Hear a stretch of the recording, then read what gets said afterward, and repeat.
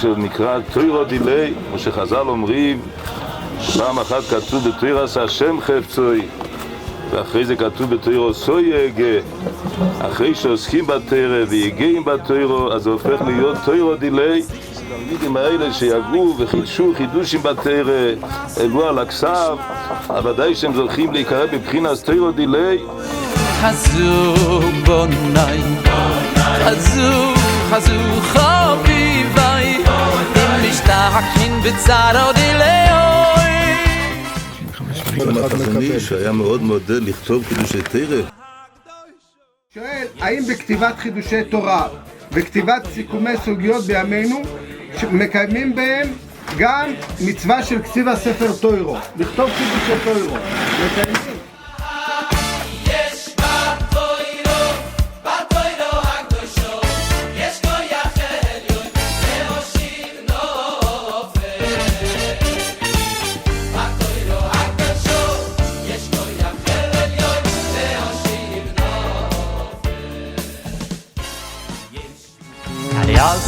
Kadyaskun Yisruhei Hayaskin Besim Chasat Oiro Kutsho Berichu Oimeir Kutsho Berichu Oimeir Oimeir Lipamal Yodilei Chazu, Chazu Bonai Chazu, Chazu Chabivai Im Mishtachin B'tzaro Dilei Teviyaskin B'redvo Sodili